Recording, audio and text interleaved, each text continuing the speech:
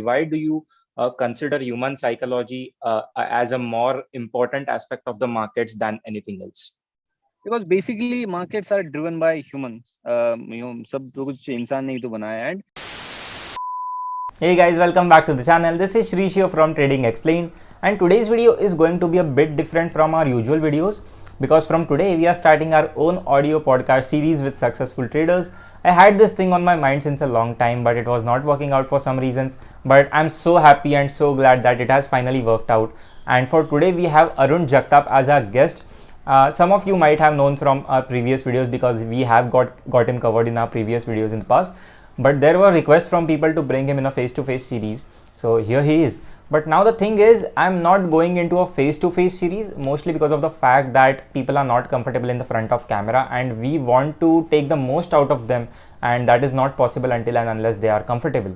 So this is going to be an audio podcast series and not a video podcast series, but I hope that you like this series because this is going to be a gold mine for learners like me and you and other people who are trying to learn stock market in general. So here's the video and go enjoy.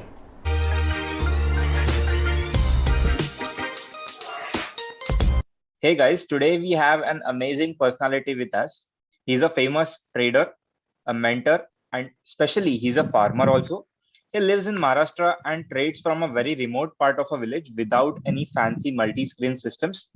He is a firm believer of option buying and believes that you do not need a big capital to make a lot of money. Now that's strange, but he has also proved his beliefs many times by displaying his amazing trading skills. But I do remember this one time in particular when he turned his 3,000 rupees into somewhere around 1,69,000 in a mere span of 14 days. So that's incredibly crazy. Let's welcome him and let's hear from him what he has to say about markets and what he has to share with us. So, hey Arun, how are you? I'm good, man. Thank you so much for joining in. Thank you so much for giving us your time. Yeah, it's my pleasure. Okay, Arun, before we even begin with the questions, I am kind of your fan because you are so good at holding on to those winning trades. I have seen so many of your trades, that too on intraday basis, that you carry on for so long that it seems like it has been a swing trade. Like I have seen you carry those bank nifty options in intraday from 200 to 600 levels, that Tata Steel call from 3 to 43 levels. And there are so many other examples. I've seen you holding all these calls and all these puts, whatever those trades are, on an intraday basis for such a long time. Now, what is this kind of superpower? Do you have any insider information or what? Because this absolutely Okay. makes no sense to retailers that you are holding such. I mean, you're holding it for so long and just going through all those whipsaws and all those everything is going on, and you're still holding all those calls right throughout until the end or until the very trend. And so, what is the technique? What is your superpower in holding all these calls, man? Okay, so let's start with the basic problem that every retailer has, that they are not able to hold on to the winning trades and they just keep holding on to the losing trades. So what happens is the reverse should happen. They should hold on to the winning trades and let go the losing trades. So basic problem starts with the capital. So first of Mm-hmm. all, whenever you are entering with a capital, let's say if you have any kind of emotional attachment to it, so every trade you look at it as that kind of attachment. So capital attachment gets extended to every single trade. So you just Mm-hmm. cannot have a capital that you cannot afford to lose. Or let's say obviously every single trade that you take is going to be some kind of risk. No matter how conviction you are, no matter how conviction you have in a particular trade, there is going to be some kind of risk and it can go wrong. So first of all, you do not need to have a capital that has some kind of emotional attachment to you. So you can basically, what you can do is you can find your own optimal point of capital, or let's say the money that you can afford to lose completely, and then it can help to take the emotion out of a trade. So that's the first thing. You cannot have emotional attachment to your capital. Second thing Okay. is, whenever you are entering into a trade, it can be a winning trade, it can be a losing trade. So Right. basically you have to structure your psychology in the way that if it's a losing trade, okay, if it's a losing trade, you will know instantly, because whenever you take a trade, there are either two possibilities that will happen, three possibilities. Let's say it can go in your favor, it can go out of your favor, turn into a losing trade, and third one, it can just stay flat in the range and not go anywhere. So first of all, whenever you are entering in a trade, you have to assume all three possibilities. And just by assume, I mean that you have to completely accept all three possibilities. And if it's a winner, you can just trail your stop loss and stay in the trade. And if it's a winner, you will know that it's a winner. So basically, it's about structuring your psychology for that basic three outcome. Just not the structuring. Basically, you have to accept all three possibilities at the same time. So Right. for holding on to winning trade, firstly, I would say that you cannot just keep looking at your M2M fluctuation. So every tick, you can see a green M2M or say red M2M. That's going to affect your psychology in various ways that you cannot even comprehend. So first of all, just do not look at your M2M. So and the third thing finally is handling the buffer. So let's say people just don't people want to make obviously fast money. Everybody wants to make fast money, but when it comes to holding on to the winning trades, first of all, you cannot assume that you are going to make fast money on a particular trade. You have to just Right. wait and watch what the trade is doing. So first of all, this buffer thing I just keep explaining everywhere. So basically what a buffer is, you just most of the people enter into a trade and they want to let's immediately they want the trade to go into their favor. So Right. that cannot happen every time. So basically you want to understand that your entries are not going to be perfect. Your entries are going to be a little bit, let's say, some kind of some in some places they can be accurate.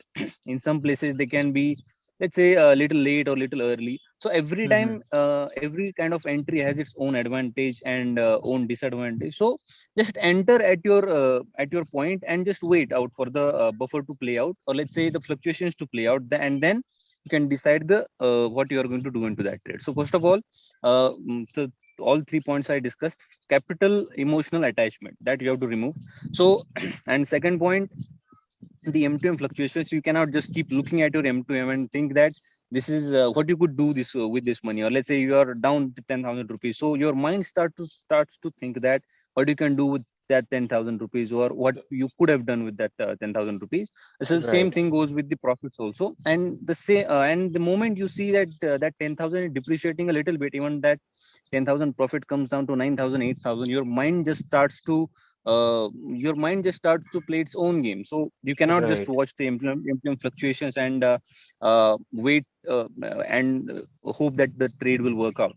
And the third point is Mhm. handling the buffer. So every trade will just cannot work the second you enter into it. So you have to handle the buffer, that it will play in that range. So you just have to assume that whenever you are entering into a trade, it is going to have its own buffer. So all three things, when are managed well, you can just very well you can hold on to any winning trade, or say any losing trade. Wow, wow, this was such an amazing answer, AJ. Thank you so much. For those who don't know, he's famous as AJ more than Arun because his Twitter handle is AJ, and most people like to call him AJ. So, thank you, AJ. And so the buffer thing is basically the vibration, we can say, of that particular trade, right? So if you buy something at 100, it has a possibility of going immediately to 98 or even 102. So that is the vibration you're talking about, isn't it? The vibration basically I'm talking about the is a tick. Let's say Indian markets have a tick of 5 paisa. So Right, right, every right, instrument is trading at 100 will start moving in that ticks. So let's say 100.05, 100.1. So the right, ticks, the buffer come into play when you have entered and you are continuously watching the M2M. These ticks won't matter at all if you're not looking at your M2M. And first of all, if you're not into a trade, those sticks will not matter at all.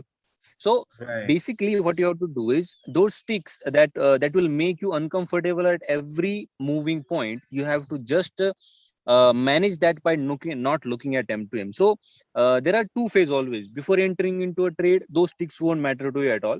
After right, entering into a trade, those sticks will suddenly start mattering.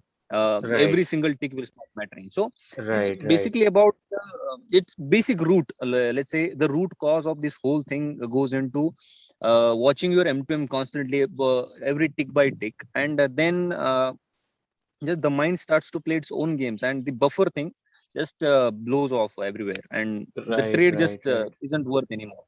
Mm-hmm. Thank you so much for such a good answer, AJ. Let's now move to next question. I have a list of questions for you, so let's now move to next question now. So I would like to start with kind of your beginning phase of your journey. So what difficulties you faced in your beginning phase, and how did you cope with them? Okay, so in the beginning phase, I had no idea how to even buy or sell. Let's say whenever I opened account, so nobody had told me that this is how you buy, this is how you sell. I didn't know initially for let's say 2 to 3 weeks since I opened account. I was Right. just doing random buy and sell orders. So basically, there is a in cash market. There is a thing called short selling. You cannot Right. short sell in a cash market and hold on to it. So Right. those kind of things also I did. I never knew that you can short something and then cover it at lower price. And then I Mm-hmm. would see that these things are falling and everybody's losing money. So I didn't Mm-hmm. know this thing called short selling exists. So I think it took me almost a month to figure out that yes, this short selling thing exists. And then I started to understand those orders, those kind of things. So basically, the first problem for me started that there was nobody to tell me that this is how you buy, this is how you sell, or this is when you buy, this is when you sell. So first problem started there. So Right. after figuring these things out on my own, the major part started into technical analysis. So all of these things with the trend line, horizontal trend lines, diagonal trend lines, and all of those things, though those things I started to figure out on my own, watch some YouTube videos here and there and everything. So basically what happened is I had some free time when I started. So I had lots of free time to analyze things on my own. Every day I would sit in front of the markets and just observe everything without even punching a single order, because I didn't have any money, not even 500,000 rupees to trade on to. So basically what I Right. did is I just had this advantage with the time that I didn't wanted to make quick money. I think basically the problem was the capital. So I didn't have anything to trade at that time. We were talking like 5 years back. So Mm-hmm. basically, when I had that free time, I had complete focus to look into the market. So basically, it was more than 3 to 4 months. And whenever you are not invested at all and you are noticing these moves every day, you just start to look everything properly instead of invested with the emotional capital, or let's say your real capital, all of these things. So Right. that had Right. a real advantage initially, because I was just observing the markets without punching a single trade for more than 3 to 4 months. And observing it wouldn't be I would just really get into it. So whenever there would be a moves, any index moves, or let's say nifty, bank nifty, I didn't know bank nifty exists for 3 to 4 months. We're talking 2015 16 those days. So Right. the Right. options, obviously options ka to koi sawal hi nahi, because I didn't know how to even trade cash. So options Right. ka to I Right. didn't know options exist also. So Right. first of all, those things happened. And that 3 to 4 months, let's say almost till 6 months, I had so that free time where I can observe every single move into the markets without being emotionally attached to anything. That means whenever there Mm-hmm. is real money involved, you're bound to get let's say emotionally involved into every single trade. And when you are not involved at all and you observe things more for more than 4 to 5 months, so then you start to understand these kind of things. And that's when I came for along with the stock, that was Indiabulls Housing Finance, and I used to trade that stock every single day. And the stock Oh. is like that.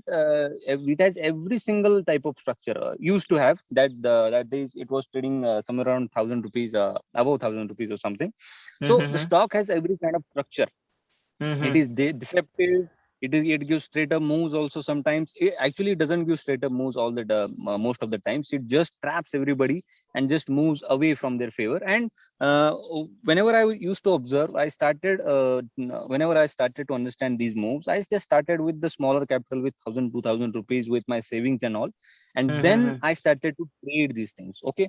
So the stock is basically, I would give the Indiabulls Housing Finance stock a credit to teach me the basic trap kind of things. Because what happens is whenever you are trading these simple setups, or let's say breakout setups, you start to Right. anticipate a breakout, you start to anticipate a retest, and just keeps going on. So Right. whenever your entry point, or let's say whenever your introduction to the markets with the deception, that is Mm-hmm. a very big part. Deception plays a biggest part in the markets. So better to get involved with deception at the start of the markets instead of getting involved a later part when it will be very difficult to learn. So I Right. So got basically, with involved with the, basically anyone with beginner's luck is going to suffer more, according to you, right? yeah, because Anyone who's making deception right. meaning Hmm. every time you are entering into markets, at some point you are going to see the deception Right. meaning means the market shows you something and does something else. The Right. market shows Right. that it's going to go up and then it falls down straight up.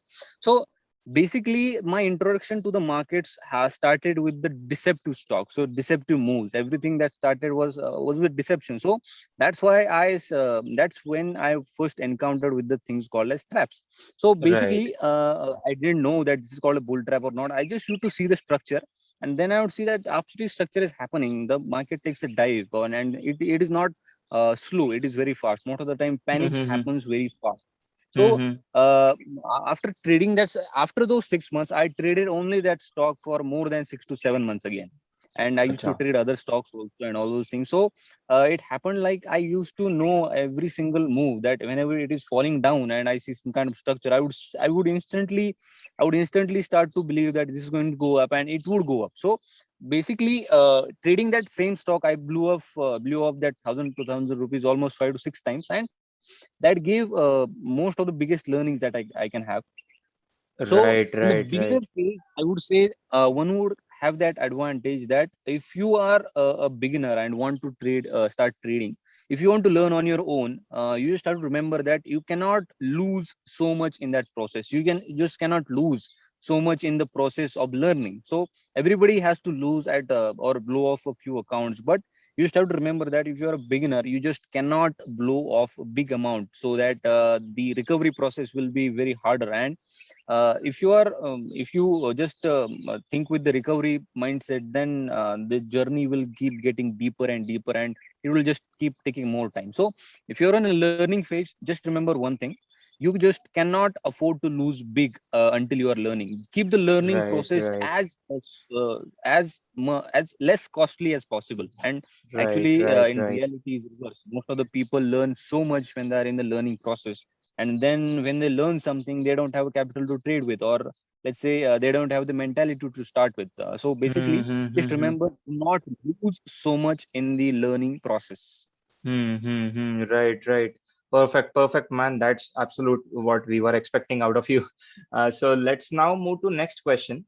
So you majorly focus on human psychology. As far as I have seen you over the years, the many people who have seen you over the years, you majorly focus on the concept of human psychology rather than getting deep into technicals or fundamentals of the market. And why you do so? What are your thoughts about the relation between the market and the human psychology? Why do you consider human psychology as a more important aspect of the markets than anything else? Because basically markets are driven by humans. सब तो कुछ इंसान ने ही तो बनाया, and human psychology is at some point is going to get involved, because at any given point in the live markets, or let's say in the world, if we consider it from a little bit of global structure, at every single second you can decide what the human mind is thinking, given the what kind of markets are trading currently. Basically that means that every single move is a representation of human emotion at any given time. So Right, basically, even if there are algos and all of these things, algos are designed by humans, and algos also act out of the programs, out of the algorithms that are designed by humans. So human psychology is the only thing that market trades on. The FOMO, fear of missing out, the euphoria, the right, right, panic, the sell-off panic, and everything involves human emotion. Whenever markets are going sideways, that also involves emotion, because whenever we are in a range bound market, or let's say sideways market, the upper side of whenever it goes on the upper side, there are traders thinking that it will break out. There are traders thinking that it will reject. Same goes on the downside, and those right. emotions play out and form a range. Same kind of things happen at the breakout. that's a breakout basically, that the people are trying to buy higher than the market price, and they're just keeping they're punching crazy market orders. So basically, whenever a Right, right, move is starting to happen in the upside, or let's say in the downside, it is basically a representation of human emotion at that particular time, that people want to buy hmm. this so bad, this can hit 10% circuit or 20% circuit. So basically, every single move that you see in the markets is a representation of human emotion, in a, if you put it in a very small let's say summary kind of structure. Right, right, right. Perfect. Yes, that's absolutely right. You have been amazing, AJ. Thank you. Let's now move to the next question. Now, you are a hardcore option buyer. So please tell us about those little secrets of options buying, which usually are not talked about. Okay, so people like to get into this debate around option buying versus option selling, but what I feel is I basically, what I do is I am more interested in the direction. Okay, and Okay. whenever we find a direction, execution can be done any way you want, any which way you want, because if you know the markets are going to go up, there are many things that you can do, but for that you first need to find out the direction. if the, Right. if the direction is if the direction is wrong, every execution process you will do is going to end up failing, except some cases, because what happens is, in option selling you have this advantage. Even if your view goes wrong, you have some time, at least some time, to figure out what you are going to do, because there Right.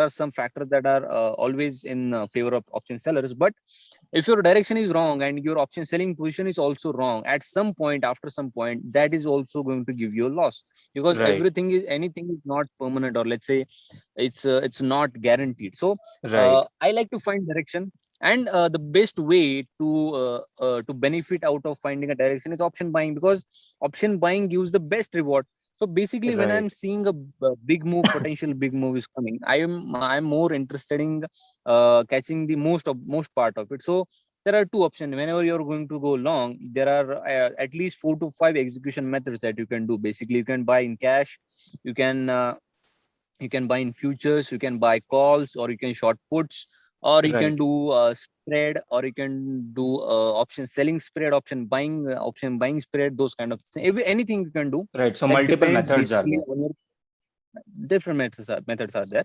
You can do anything you want, and based on your personality, you can structure these things how you like to take risk. So basically, what I do is, if I see something is going up, or let's say I see there is some kind of trap, there is a bull trap happening, or there is a bear trap happening, I know Hmm. that there is going to be that momentum, and I like to keep things simple. Let's say if something is going to go up, I just like to buy calls, and just take advantage of that move. Or let's say something is going down, I would just simply buy puts, and take advantage of that down move, any which way I want. But basically, I would say that option buying is most simple process that you can do, because if something is going to go up, you don't need to do anything complicated with, just buy ATM call, or let's say in the money call, or let's say at the money call, and just manage your position sizing. The option buying will give you huge rewards in case you're right. And also, if your position sizing is correct, your losses will be also very smaller. So people misunderstand this concept of option buying with the OTM option buying, because everybody wants to buy at 5-10 rupees and hope that Right. it goes to 100 rupees. So basically, a option buying, people don't keep things realistic. It can happen one Hmm. out of times, 1 out of 100 times, that option from 10 rupees goes to 100 rupees, 150 rupees, 200,000 rupees. It can happen. It has happened in the past, it may happen right now, and it may happen in the future also. But the odds of going something from 1 to 100 are very less compared to something going from, let's say, 100 to 200. So Right. I would just position myself from some move, or let's say, basically I will give you structure. Basically, for Nifty, if the option is for the strikes that I would like to trade, basically should be above 70-80 rupees, or in some cases, if I want to hit with a little higher quantities than my usual quantities, I would go with the option that is trading above 150 rupees. What it would do is, in case I'm wrong, that 150 rupees Nifty option, if I'm wrong, it will come down to 130, 120, and if it comes down to 130, 120, I know I'm wrong and I have to exit out of that trade. But what Right. happens if you're buying OTM option? if you buy an OTM option at 50 and you Mm-hmm. buy with your full position sizing or more than you can afford, even if Mm-hmm. when your view goes wrong, it will start decaying very fast. If that 50 rupee option, same option will come down to 30 rupees until that 150 option come down to 130 or 120 rupees. So the Right. basic advantage option buyer is in basically first in risk management and second is strike selection. So people want to trade OTM options all the time. So you can trade OTM options when the times are correct, when the momentum is in your favor, or you have that kind of experience that you can trade OTM options. So most of the people are going to stuck in this loop that they will keep buying OTM options. Basically, lots of people I just keep get surprised lots of the time that they always buy 5 rupee, 10 rupee options for buying Nifty or Nifty also, and hope that Mm-hmm. it would go 20, 50, 100, 200 rupees. So basically you cannot hope that to happen every time, because it would happen in 1 out of 10 times, 1 out of 50 times, but the rest 9 times out of 10 you are going to Mm-hmm. lose all of that. Right. So, They are going to go uh, to zero. yeah, one more thing I find that people feel good when they have higher quantities, that if they think that they can buy only let's say someone wants to deploy 20,000 rupees on an option, and they think Mm-hmm. that if I buy this rupee option, it will come only to 20,000, we said, right? So let's say if someone wants to deploy 20,000 rupees in a Nifty option, they would think that if I buy 100 rupees option, I will get only 200 quantities, but if I buy 10 rupee option, I will get 2,000 quantities. And even if it Right. moves 5 rupees, you make, let's say, 10,000 rupees, 50% return. But the probability of the 10 rupee option going to 15 rupees versus that 100 rupee option going to 120, 130 rupees, they have huge difference. So Right. probability is Right. always higher when you're option buyer. So to stay in the money strikes or at the money strikes, you just cannot hope every time. There are always exceptions. So okay, with the OTMs, if you Right. have good Right. experience and good, I also do sometimes when I get to a high conviction, I go with the OTMs also. But in my case also, the Mm-hmm. OTM buying has not been as consistent as it has been with the in the money option buying. So I would always say, if you know even the little basics of options, you can go with the in the money options and play with the smaller quantities instead of going with the OTM options and playing with the higher quantities. So benefits, so your advantage will help you out in the money options, and all of your edge, all of your advantage will be taken away in the OTM option strike, because everything will work out of your favor even if the range market goes sideways in case you are trading OTM option.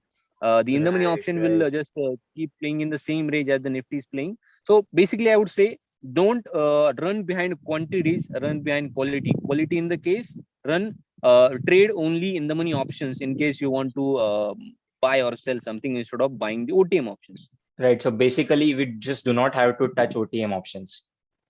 Yeah. But in the Just just larger just breadth from a of layman perspective, if we talk in a yeah, layman yeah, yeah. perspective, just we just don't have to touch OTM options. That's right, isn't it? Yeah, only Yes. after you get enough experience, or let's say enough capital, that you can Right. just bet on that OTM option and just forget about it. If you just keep looking at the option, that volatility of that OTM option will make you crazy at some point. Right. Right. Right. Thank you, AJ, for that answer as well. Let's now move to our next question.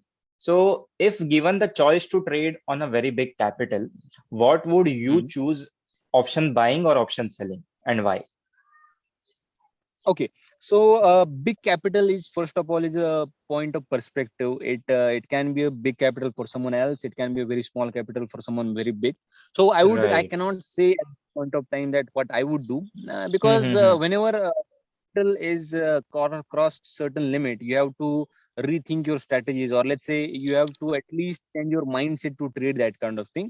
So basically, Mm-hmm. in my case, what I found is I have a point where I perform at my best. The capital point where I perform at my best is within my comfort limit. So I couldn't say right now that what I would do, but the Right. hypothetical answer wouldn't be a good idea here also, because what Right. Right. I would do option selling, option buying with higher capital. I know people who have crores capital, and they do hit in option buying also.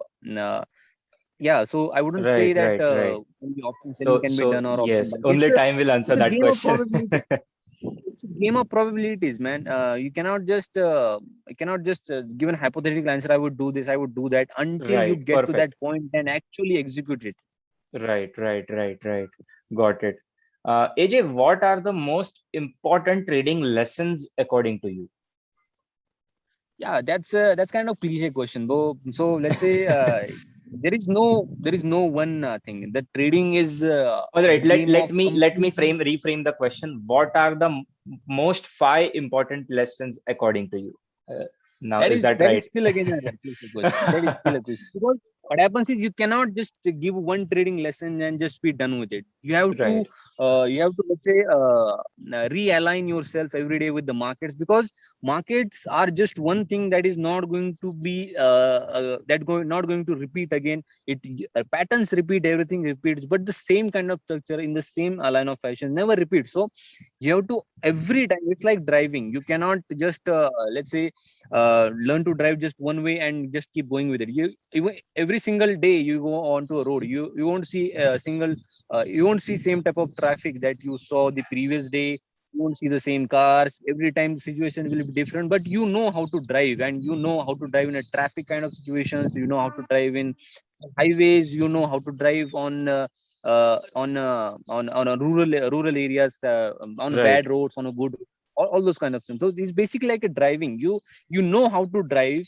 The conditions that are you are going to get are going to be different in at every point of time. So you have to, it's very similar to driving. And I would put in that perspective that learn mm-hmm. to drive, learn to trade, how to trade everything, take everything, every learning that you have at one place, tweak the rules as you want Mm-hmm. to, and see what works for you, and then just go for it. So I think let me answer that cliche question as well. Let's say the trading lessons. First of all, don't first lesson would be for the beginner phases. First of all, don't lose much in a learning process. Lose only the capital that you can afford to lose completely, and Right, right, then you wouldn't be affected by it at all. And don't repeat the same mistakes again and again. That would be the second lesson, because once you do a right, mistake and you keep repeating it, this you cannot expect this. You cannot expect the different outcome. We just do the same process again. So that would be right, the second right, lesson. Third one will be keep the losses small, because every trade has a possibility of going three ways. The first one that we first discussed previously, that right, the right, first right, way can go in your favor, it can go against your favor, or third one, it can go flat in a range and do nothing. So you have right, to basically, when you punch every single trade, you have to be ready with all three. You have to be basically not just assume. You have to basically accept it totally, that the trade that you are going to take is going to result in at least three of these possibilities. No matter how high conviction you have, no matter how low conviction you have, the trade right, can right. result in three outcomes. So be ready for any of these three, and just take the loss when it's small. Because, and one more thing I will tell it here, because whenever you are seeing a small loss, just imagine three times or four times of that loss, and just click the exit button. Because what happens is, if you're wrong and if you Mm-hmm. hold on to the loss, eventually after some time you'll see that 3x 5x of loss in front of your screen. So just imagine, yet if you don't want to exit out of your trade, just imagine perfectly that the trade is giving me 3x of loss, that current than the current M2M. So Right, the right, exiting, the let's say confrontation of your mind will be more easier if you just believe that your loss currently is three times than you saw 10 minutes before, because that's going to be a reality in next 10 to 15 minutes. Because when the things go wrong, they go wrong fast and furious. So right, you right, just cannot to loss and wait to go back into favor. Because you have to keep your setup intact. Let's say if the setup says you need to exit, you need to cut your stop loss, get out of the trade, it's a wrong trade. And if you are still staying into that trade, that means you are trading it emotionally. So you cannot just trade right. emotionally and trade to go favor. So the trick is, you just have to imagine 3x 4x of the loss you are currently seeing on the screen. Then the Hmm. then button will be more easier, I think. Right. So let's say I am at 1,000 rupees loss right now. And for right now, 1,000 rupees is not that much, but I have to assume that currently I am sitting on a 4,000 rupees loss. So that will make me easy to exit, because when I know I am wrong, but I'm still not exiting, this particular process will make it much easier to exit in such Because situations, isn't it? I'll tell you one more thing. Because let's say the loss is 3,000 rupees. At that point of time, you'll hope that it will come back to 1,000 rupees and Right, you'll exit out.